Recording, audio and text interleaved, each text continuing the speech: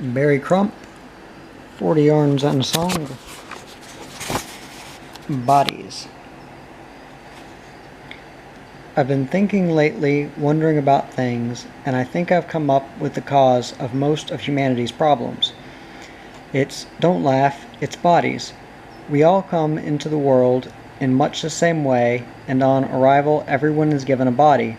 And I reckon this body, this subtle combination of the elements, is one of the neatest tricks God plays on us. Keeping a body going is a full-time, lifelong, inescapable obligation. For a start, the body has to be constantly supplied with air.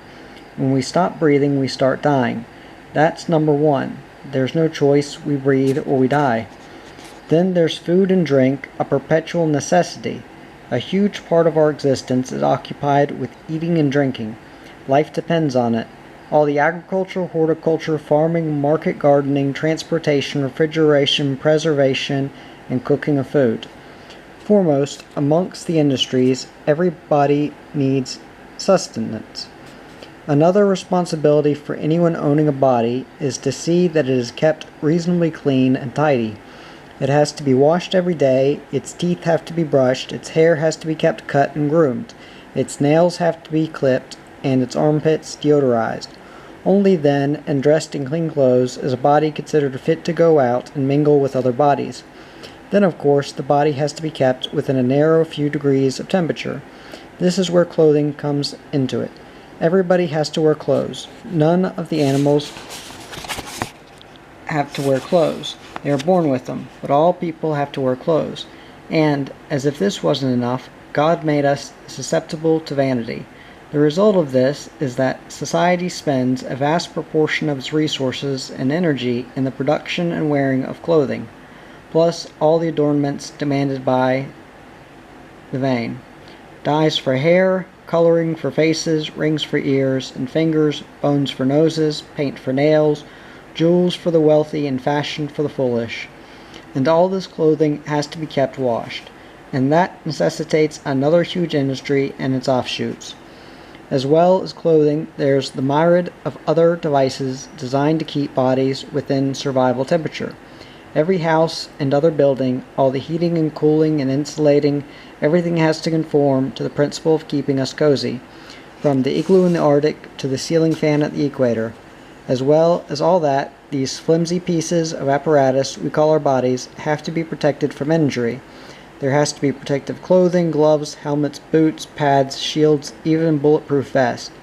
All the handrails, safety harnesses, covers, guards, boundaries, fences, alarms, warning lights, education, laws, life jackets, and lectures to help us avoid injury to our bodies. A huge industry, the protection one. Yet another whopper that was laid on us along with our bodies is the fact that they are prone to a large range of malfunctions. Maladies of all description assail our fragile hold on health, necessitating vast expenditures and effort in all the regions.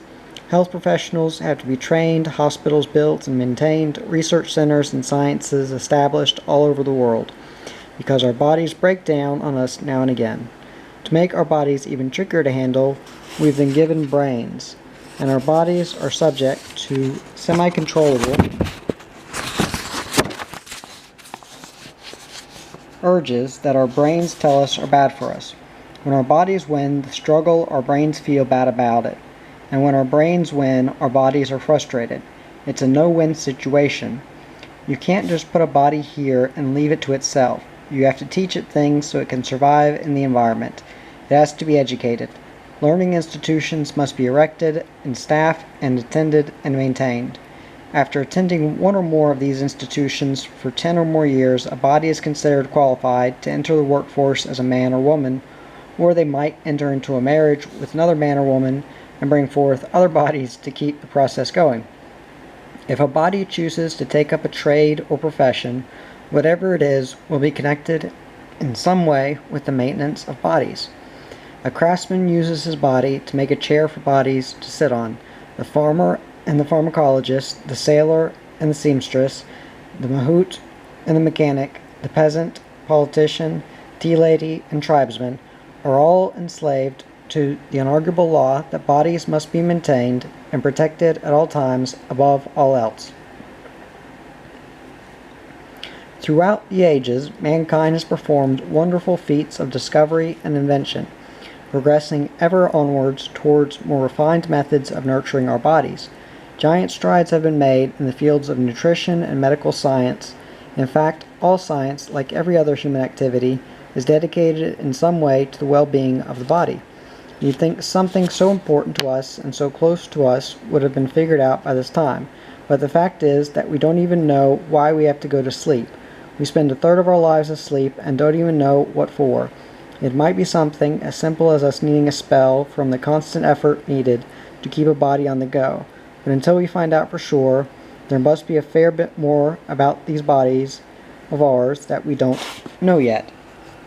Everybody who lives has to die, and everybody who ever died passed into other realms not knowing why they spent a third of their lives asleep. It makes me sad to think about that. And when we die, the undertaker takes over, and therein lies another thriving industry devoted to the body, its disposal. And along with that, there's always a ritual to send brother or sister body on his or her way to wherever the inhabitants of bodies go when bodies die. Another mystery, we continually reassure ourselves and each other that when we die, we go to a much better place. And yet, when someone does turn up their toes, we grieve for them. It doesn't make sense to me that. Although my meditations on the mystery of the body may have identified the main problem besetting humanity, I still don't feel that I've come up with any answers, except that I think I might have stumbled on a clue to what it must be like in heaven, the same as here, only no bodies. I wonder what they find to do up there.